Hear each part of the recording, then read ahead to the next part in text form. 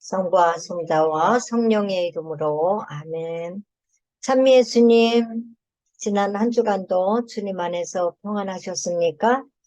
네, 이번 주에는 예수님이 오신 이후 네 번째 시간이죠. 마태복음 20장 28절을 본문으로 해서 대신 죽어주려고 왔다 라는 제목으로 주님의 말씀을 깨닫는 귀한 시간 되었으면 참 좋겠습니다.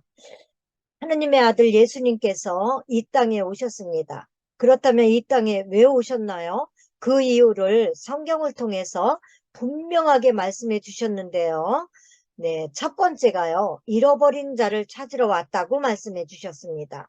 그리고 사람의 아들은 섬김을 받으러 온 것이 아니라 섬기러 왔다라고 말씀해 주셨고, 사탄과 마귀는 모든 사람들을 멸망시키고 죽이려고 왔지만 나는 넘치게 하려고 왔다고 말씀해 주셨습니다.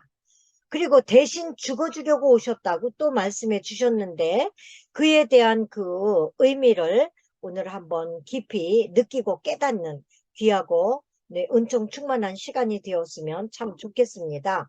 오늘 본문이에요. 마태복음 20장 28절입니다. 사람의 아들은 섬기러 온 것이 아니라 섬기러 왔고 많은 이들의 몸값으로 자기 목숨을 바치러 왔다 라고 말씀해 주셨는데요. 네, 몸값으로 자기 목숨을 바치러 왔다. 무슨 의미인가 하면 대신해서 당신의 목숨을 바치러 왔다는 겁니다. 즉 묶인 자에게 해방을 주려고 왔고요. 결박을 이렇게 한 이 자들에게 풀어서 자유의 사람으로, 죽을 수밖에 없는 자를 생명의 사람으로 살아내게 하려고 오셨다는 겁니다. 즉 노예나 포로를 해방시킬 때에 지불하는 목값, 즉 속죄를 가리키는 단어입니다. 그래서 오늘은 대신 죽어주려고 오셨다는 말씀을 드리려고 해요. 이 세상은 대속물 법칙이 지배하고 있습니다. 모든 행동, 모든 물건에는 대속물이 필요합니다. 여러분, 옷을 사려면 옷값을 지불해야 되죠? 이것이 대속물이에요. 심으면 반드시 거두게 되잖아요. 거두기 위해서는 대속물이 있어야 된다는 거예요. 그래서 죄의 값은 죽음입니다. 죄인은 죄로 말미암아서 죽어야 돼요. 그러나 대속물인 짐승을 대신 죽임으로 인해서 죄인이 살아나는 겁니다. 그것이 바로 동물을 대속물, 즉 속죄 제물이라고 했습니다. 예수님이 이 땅에 오신 것은 대속물로 오셨다고 스스로 말씀하셨어요. 중요한 점은 대속물을 주려고 오신 것이 아니고 예수님 스스로가 대속물이라는 말씀이에요. 많은 사람들을 위해서 대신 죽어주는 사람, 이것이 바로 모든 사람의 대속물이라는 의미입니다. 온 인류의 대속물, 즉 온 인류의 구원자로 우리 예수님이 이 땅에 오신 것이에요. 세상에는 모든 것에 대가가 있죠. 대속물 법칙이 세상을 지배한다고 말씀드렸습니다. 예수님의 목숨은 우리를 구원시켜 주시는 대속물이 되었어요. 그래서 예수님은 예수님의 생명을 가지고 와서 대속물로 우리를 예수님의 몸값으로 하여금 그 값을 지불하시고 우리를 살리신 겁니다. 예수님이 우리의 죄를 대신해서 죽으시기 전에 구약에서의 대속물은 소, 양, 염소, 비둘기였습니다. 그런데 이 소, 양, 염소, 비둘기가 흠이 있는 것도 되는가? 아닙니다. 흠 없는 수컷이 대속물이 되는 거예요. 우리 예수님이셔요. 그래서 우리 예수님에 대해서 말씀하시는 것이 모두가 다 구약인데 그 구약에는 수건을 덮어 썼기 때문에 우리 예수님을 발견할 수 없다는 것입니다. 그래서 그 수건을 벗고 다시 구약을 자세히 읽어보고 묵상하다 보면 예수님을 만날 수 있다는 겁니다. 구약은 짐승이 죽고 신약은 예수님께서 죽으시는 사건이에요. 누군가가 죽어야 누군가가 반드시 살기 때문입니다. 노르웨이의 어느 성당의 종탑에 이렇게 조각이 되어 있답니다. 십자가와 양. 그래서 하도 이상해서 그 이유를 신자들에게 물어봤어요. 그랬더니 신자들이 이렇게 대답하는 겁니다. 자기들이 이 성당을 건축할 때에 건축비가 없었대요. 그래서 건축 기술자들을 다 이제 돌려보내고 신자들이 봉사하기로 한 겁니다. 그러니 신자들이 건축할 수 있는 기술이 있습니까? 기술이 없어요. 그럼에도 불구하고 신자 한 분이 이 종탑에 올라가서 일을 하다가 떨어졌습니다. 그래서 많은 신자들이 놀란 거예요. 이분이 죽었는지 알고요. 그래서 막 달려와서 보니까 때마침 지나가던 이 양떼들이 지나가다가 이 떨어진 이 형제가 그 양떼, 지나가는 양떼 위에 떨어진 겁니다. 그래서 죽지 않고 살았습니다.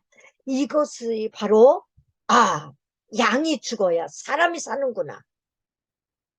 이런 것을 이제 깨닫게 된 겁니다. 이것이 구약이에요.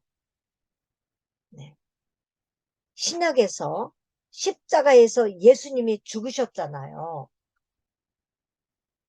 구약은 양을 의미합니다. 신약은 십자가예요. 사람을, 죄인을 살리기 위해서는 구약에서는 대속제물이 양이었어요. 근데 신약에서는 대속제물이 예수님이신 겁니다. 어느 분이 다방에 갔어요. 다방 종업원이 차를 가지고 왔는데 이렇게 십자가 목걸이를 걸고 온 겁니다. 그래서 물어봤어요. 아가씨, 왜 목에 십자가를 걸었어요? 그랬더니 예뻐서 걸었어요. 여러분, 십자가는 예뻐서 거는 게 아니죠. 이사야서 53장 5절에 보면 우리 예수님에 대해서 예언하고 있습니다. 우리 예수님이 4가지의 대속제물이라고 예언해요. 예수님이 찔린 것은 우리의 악행 때문이고 그가 으스러진 것은 우리의 죄악 때문이다. 우리의 평화를 위해서 그가 징벌을 받았고 그의 상처로 우리는 나았다 라고 예언합니다. 그래서 히브리서는 신약 속의 구약이라고 할 수 있습니다. 이사야서는 구약 속에서 신약이라고 얘기해요. 특히 이사야서 53장은 신약 중에 신약이에요. 예수님께 대한 예언 중에 예언이 이사야서 53장입니다.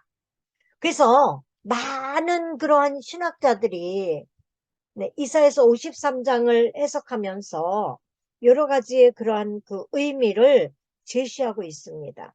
이사야서 53장은 예수 그리스도의 초상하다라고 말씀하신 신학자가 있어요. 캠벨 몰간이라는 분이에요. 그런데 또 이사야서 53장은 골고타 십자가의 현장이다 라고 델리치라는 신학자는 그렇게 말씀하십니다. 맞죠, 여러분? 칼빈, 예정론을 주장하셨던 분이죠. 네, 이분은 예수 그리스도의 이력서가 이사야서 53장이다라고 얘기합니다. 다 맞는 얘기예요. 굉장히 의미가 깊은 그런 해석이시죠. 이렇게요. 사람들은 평안을 좋아해요. 근데 예수님은 고난을 자초하셨습니다. 사람들은 밝게 사려고 하는데 예수님은 어둠 속으로 갇혀버리셨어요. 사람들은 받는 걸 좋아하죠. 그런데 우리 주님은 다 내어주십니다. 사람들은 더 살려고 안간힘을 씁니다. 예수님은 근데 그만 살려고 죽으셨어요. 사람들은 또 위에 있는 거를 바랍니다. 근데 우리 예수님은 친히 낮아지셨어요. 사람들은 앞서가려고 난립니다. 그런데 우리 주님은 친히 섬기러 오셨다고 얘기하고 또 섬기셨어요. 사람들은 막 쌓아놓으려고 합니다. 그러나 우리 주님은 모두 다 없애셨어요.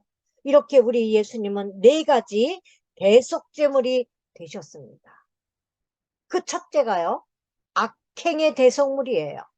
그래서 그가 찔린 것은 우리의 악행 때문이다 얘기합니다. 악행이라는 말 뜻은요, 과오, 잘못이라는 뜻이에요. 과오는 알고 저지른 죄가 아니죠.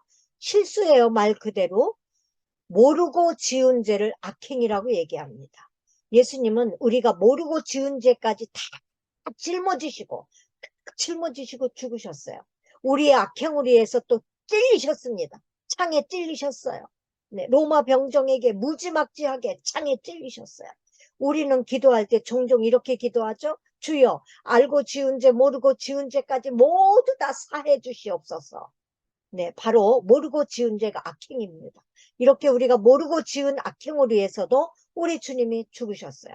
예수님은 우리가 모르고 지은 죄, 악행까지도 다 짊어지고 대속제물로 죽으신 분이 우리 주님이십니다.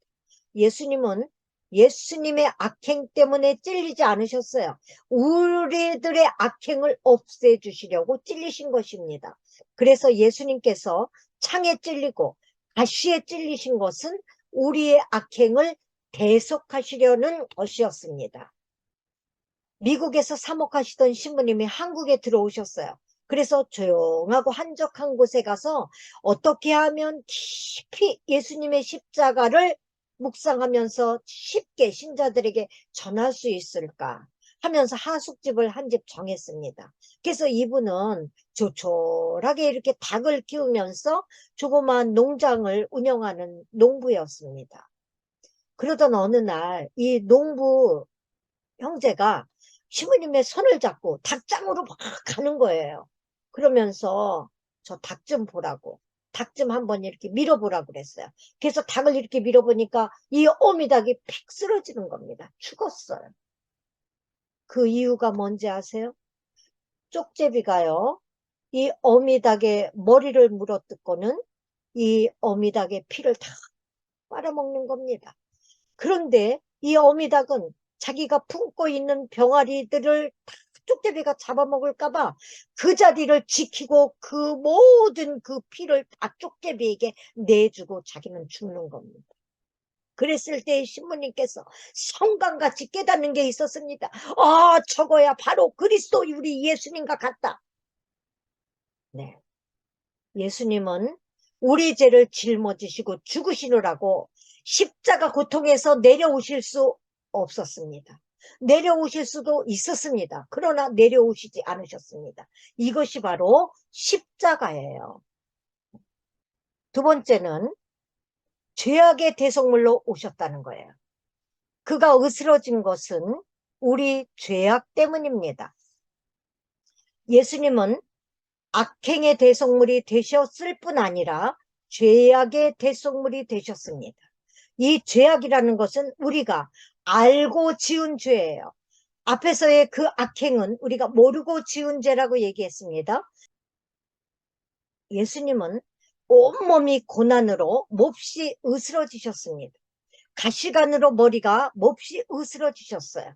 채찍으로 온몸이 으스러지셨습니다. 못박힘으로 손과 발이 으스러지셨어요. 창에 찔름으로 옆구리가 찢어져서 가슴이 으스러지셨습니다.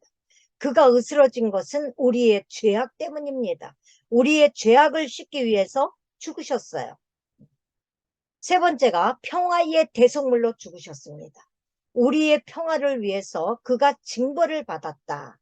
예수님은 우리 악행을 없애는 대속물이 되셨고 죄악을 씻는 대속물이 되셨습니다. 그리고 온 인류에게 평화를 주시기 위해서 대속물이 되셨어요. 아무 죄도 없으신 예수님이 유다인들에게 징벌을 받았습니다. 빌라도에게 징벌받고 가야파에게 징벌받고 로마 병정들에게 끌려가서 징벌을 받으셨어요. 이는 우리와 하느님 사이에 평화를 누리게 하기 위해서 자청한 고난이었습니다. 마지막 네 번째가 병의 대속물이 되신 거예요. 그래서 그의 상처로 우리를 낳았습니다. 예수님이 벨라데타 성녀에게 계시를 주셨죠. 네, 사적 계시를 주셨습니다. 당신이 십자가에서 5,480대나 되는 매를 맞고 그렇게 수많은 상처를 입었다라고 계시해 주셨습니다. 그 상처가 바로 우리의 그 많은 그 병들을 낫게 하기 위해서 채찍으로 맞았다는 거예요. 예수님은 우리 병을 고치기 위해서 대속물이 되셨다고 이사야 예언자는 말하고 있습니다. 예수님은 오전 9시서부터 12시까지요. 3시간 동안 채찍 맞으셨어요. 그리고 약 한 9시간 동안 피가 흘렀습니다. 이는 병 고침을 위한 고난이었어요. 결과적으로 예수님은 발바닥부터 머리끝까지 성한 곳이 한 군데도 없었죠. 예수님은 이런 고난을 자초하셨습니다. 이러한 이야기를 마태복음 8장 17절에서는 이사야 예언자를 통해서 네? 우리의 병고를 떠맡고 우리의 질병을 짊어지고 돌아가셨다는 말씀이 이루어지려고 그렇게 하셨다고 말하고 있습니다. 예수님은 우리의 병도 짊어지셨어요. 그래서 우리 대신 채찍에 맞으신 겁니다. 그래서 우리 주님이 우리를 위해서 대신 죽어주신 이유가 무엇이겠습니까? 네? 우리의 모든 알고 지은 죄, 모르고 지은 죄, 또 우리 평화를 잃고 어두움 속에서 헤매이고 있는 우리들에게 평화를 주려고, 수많은 질병으로 고통받는 우리들에게 그 병으로부터 낫게 하시려고 이렇게 대신 죽어주신 것입니다. 오늘 저는 여러분께 예수님께서 우리가 모르고 저지른 모든 그 악행들, 죄인지 알면서도 저지른 죄악들, 평화가 없는 고단한 삶 속에서 평화를 주시려고 우리의 질병과 우리의 슬픔을 다 짊어지시고 죽으신 것을 믿고 그분의 십자가에 감격할 수 있는 은혜가 풍성하게 임하기를 주님의 이름으로 저는 축복합니다. 우리 주님은요, 많은 이들의 몸값으로 자기 목숨을 바치러 왔습니다. 그러니 여러분, 한 주간도 이러한 주님을 굳게 믿으시면서 감사하면서 기쁨으로 또 당당하게 사시는 한 주간이 되었으면 참 좋겠습니다. 오는 주일날이 우리 민족의 설날, 즉 까치까치 설날이죠. 여러분 또 주님께서 예비하신 새해에 내려주시는 그 수많은 은총과 수많은 그 은총의 선물들을 여러분 가득 받으시는 그러한 복된 나날이 되셨으면 참 좋겠습니다. 여러분 감사합니다. 영광이 성부와 성자와 성령께 처음과 같이 이제와 항상 영원히 아멘. 성부와 성자와 성령의 이름으로 아멘.